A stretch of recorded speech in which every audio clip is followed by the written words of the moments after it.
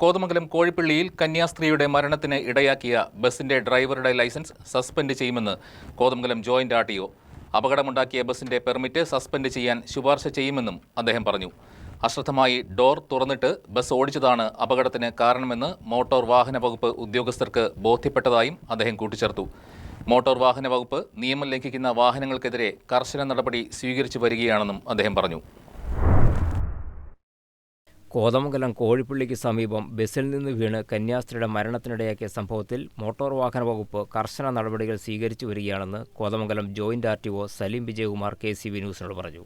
സംഭവം സംബന്ധിച്ച വിവരം ലഭിച്ചതിന് തൊട്ടുപിന്നാലെ ഉദ്യോഗസ്ഥർ സ്ഥലം സന്ദർശിച്ചിരുന്നു. കൊടും വളവിലാണ് അപകടമുണ്ടായത്.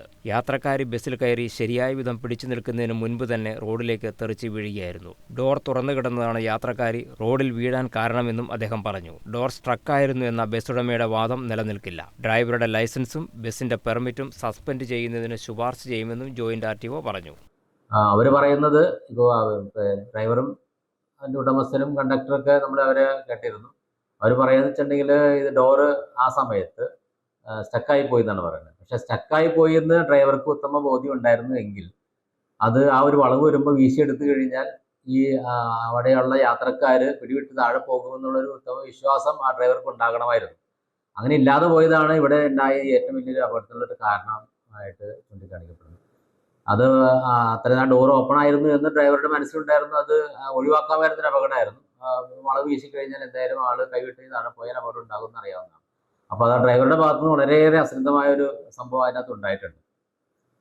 അതുകൊണ്ട് തന്നെ നമുക്കിപ്പോൾ ഈ ഡ്രൈവർക്ക് ഇപ്പോൾ ഇന്നിപ്പോൾ അവർ വിളിച്ച് അവർക്ക് കാരണം കാണിക്കേണ്ട നോട്ടീസ് നൽകിയിട്ടുണ്ട്. ലൈസൻസ് സസ്പെൻഡ് ചെയ്യാനാണ് തീരുമാനിച്ചിരുന്നത്. അതിനു മുമ്പായിട്ട് ഈ ലൈസൻസ് സസ്പെൻഡ് ചെയ്യുന്ന കാലയളവിൽ തന്നെ നമ്മുടെ IDTR ഒരു 5 ദിവസത്തെ റിഫ്രഷർ കോഴ്സ് ഉണ്ട്. അത് അറ്റൻഡ് ചെയ്യണം. അത് അറ്റൻഡ് ചെയ്തതിന് ശേഷം ആണ് നമ്മൾ ആ സർട്ടിഫിക്കറ്റ് അവിടെ നിന്ന് ഹാജരാക്കിയാൽ മാത്രമേ നമ്മുടെ ലൈസൻസ് തിരിച്ചു നൽകുകയുള്ളൂ. നമ്മൾ കാലാവധി നിശ്ചയിച്ചിട്ടില്ല. എന്തായാലും 1 വർഷം അല്ലെങ്കിൽ അതിനോട് അടുത്തൊരു കാലയളവായിരിക്കും ലൈസൻസ് സസ്പെൻഡ് ചെയ്യുക. കൂടാതെ ഈ പറയുന്ന ഡ്രൈവർക്ക് ഇപ്പോൾ കാരണം കാണിക്കുന്ന നോട്ടീസ് നൽകിയിട്ടുണ്ട്. അവർ അതിൻ്റെ മറുപടി നൽകിയ ശേഷം അയാളെ കെട്ടതിന് ശേഷമാണ് വിശദമായി കെട്ടതിന് ശേഷമാണ് നമ്മൾ സസ്പെൻഡ് ചെയ്യുക.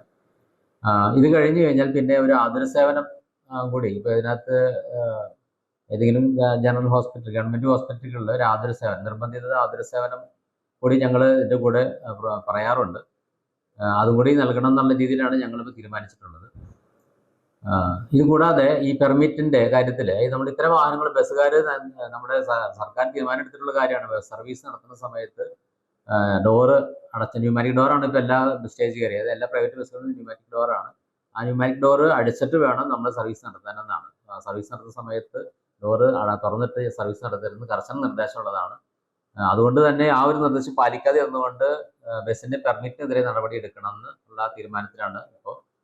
അപകടം ഒഴിവാക്കാൻ KSRTC മാതൃകയിൽ സ്വകാര്യ ബസ്സിലും ജീവനക്കാർ ഡെയിലി ചെക്കപ്പ് നടത്തണമെന്നും ജോയിന്റ് ആർടിഒ നിർദ്ദേശിച്ചു. സാധാരണ രീതിയിൽ ഒരു ബസ് സർവീസ് നടത്തുന്നതിന് മുമ്പായി തന്നെ യാത്ര തുടങ്ങുന്നതിന് മുമ്പായിട്ട് തന്നെ ഈ ഡ്രൈവർ ശ്രദ്ധിക്കേണ്ടതായ കുറേ ഉത്തരവാദിത്തങ്ങളുണ്ട്. ഡ്രൈവറും കണ്ടക്ടറും കുറേ ഉത്തരവാദിത്തങ്ങളുണ്ട്. കാരണം ഈ വാഹനം സർവീസ് നടത്തുന്നതിന് മുമ്പ് അതിൻ്റെ മെക്കാനിക് കണ്ടീഷൻ എന്താണെന്നുള്ളതിനെ കുറിച്ചിട്ട് ഒരു ധാരണ അവർക്ക് ഉണ്ടായിരിക്കണം. അതായത് ഡെയിലി ചെക്കപ്പ് എന്ന് പറയും. സാധാരണ KSRTC ബസ്സുകളിലൊക്കെ നമ്മുടെ സാധാരണ ഗ്യാരേജുകളിൽ ഡെയിലി റൂട്ടീൻ ചെക്കപ്പ് ഉണ്ട്. അത് ഓരോ ദിവസവും ആ സർവീസ് കഴിഞ്ഞ് വന്നു കഴിഞ്ഞാൽ അന്ന് നൈറ്റ് അവർക്കൊരു ഡെയിലി റൂട്ടീൻ ചെക്കപ്പ് ഉണ്ട്. അതെല്ലാം ചെക്കപ്പ് കഴിഞ്ഞതിന് ശേഷമാണ് പിറ്റേ ദിവസം ഈ വാഹനം സർവീസിന് ലഭ്യമാക്കുള്ളൂ.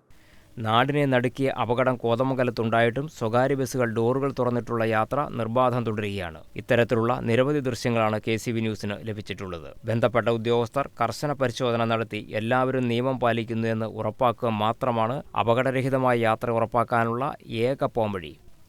News desk KCV news.